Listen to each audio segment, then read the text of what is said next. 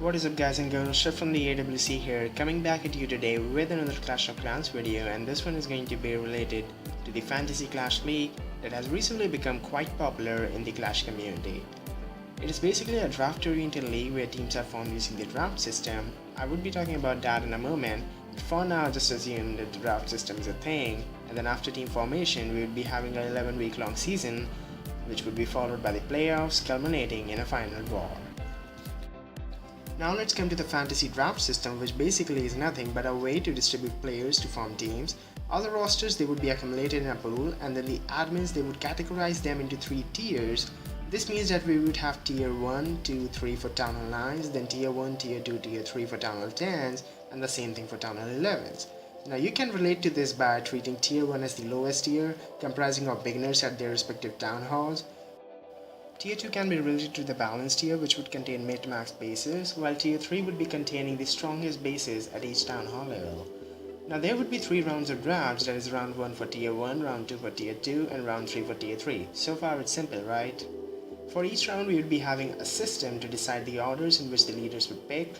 To simplify things, assume that Leader 1 has Order 1, Leader 2 has Order 2, and so on follows to Leader 10 at Order 10. So the Leader 1, he would be getting to pick first, and then the Leader 2, he would be getting to pick second.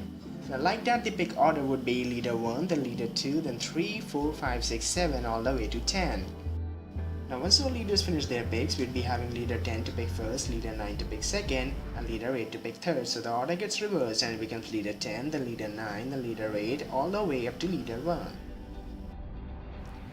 And then again we continue from Leader 1 to Leader 10, so if someone gets to pick first in one round, he's going to pick last in the other round, which in my opinion is a very fair system. So let us move on and let's talk about the coverage that the league would get. Currently we have got a lot of YouTubers and Twitch streamers who will be making videos on the league. The famous ones, if I'm asked to name a few, would be King of the North, Scatoria, and Clash with Corbett, who look possibly interested. Now Corbett is also a participant and it would be really interesting to see who gets to draft him. Moving on, we have several big names that are involved in the league, and several CWL clans, be it the Invite, the Mid-Season, the Premier, or the Light, they have already signed up. Now, let us keep all of this to one side and talk about the reasons why you should be giving this league some strong consideration. First and foremost, the whole Clash community, be it me, myself, my clan, my buddy's clan, your clan, we all are looking for fair matchups.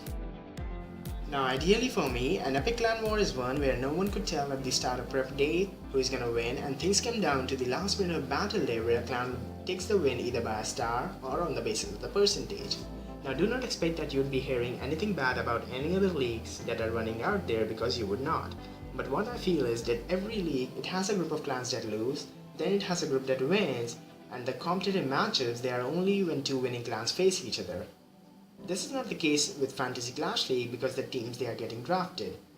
What I feel is that in Fantasy Clash League, maybe a few clans that started the season with a loss end up winning, because every clan is going to improve as the season moves on. People will get to know their players, they would be experimenting with things, and they would be identifying what works, what doesn't, which roster combinations are the best, etc, etc.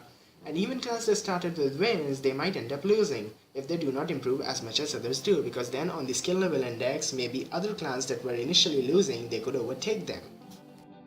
Secondly, you would get a chance to meet, interact, and play alongside famous players who might be one of the YouTube sensations. Maybe they are the guys who you have often watched in the YouTube videos, and they are the guys whose raids, they might have motivated you at some point in your life.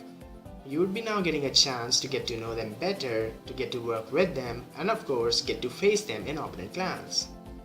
Thirdly, your clan would get to war against the best clans of the world, and you would still be having a shot at victory. And this is what I really love about Fantasy Clash League. There are some clans who run all Town Hall 11s, they can participate in the league, and then there are some clans who run all Town Hall 9s, they can even participate in the league, and the draft system, it would be bringing everyone to the same level, so when both of these clans face, no one knows who's gonna win. Let us be honest guys, I know many clans who are solid on their 9s but not so much on their 10s and 11s. Had there been an all-star team, some of their 9s would have been in there, but still they cannot participate in a competitive league because they are not heavy on their 10s and 11s. Now if we talk about low level people, like those 64k weight Town Hall 9s or those 83k weight Town Hall 10s, I'm talking about Town Hall 9s who have low level heroes like 15 by 15. They cannot participate in a competitive league because they are not that heavy, But Fantasy Clash League, guys, it is a place for them, because drafting, it can distribute the 64k9s among all clans, and now every clan would have a 64k9 to match another clan. Same thing even for the top of your rosters, guys. It's suppose one clan it has 5 88k town hall 10s and another clan it has 5 90k town hall 10s.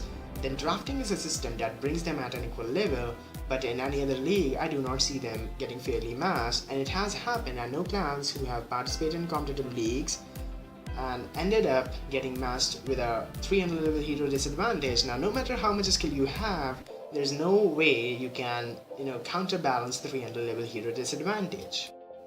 Now there are a few points that you need to keep in mind. Firstly, you need to be a town hall 9 or up to participate. Secondly, wars there will be once a week from Monday to Wednesday, where the preparation time it will be flexible, both the clans can negotiate on it, while the battle time it would be fixed at 24 hours.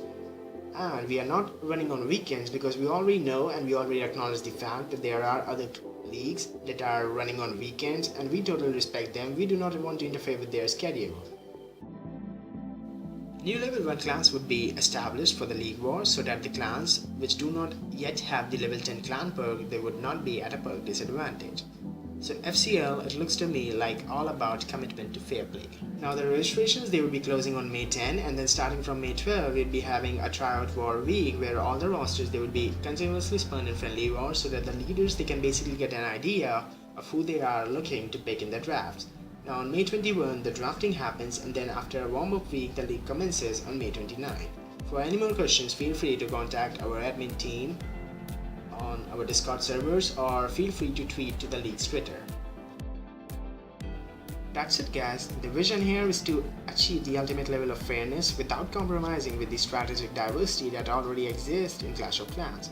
For me, FCL is a league that is for everyone instead of just benefiting a small group, usually the top tier of the hardcore community. The links to all the documents, the rules document or the sign-up forms, the Discord servers, all of that would be available in the description below. You can apply through the Discord servers. Last date to register is May 10. We call them victims, we call them opponents.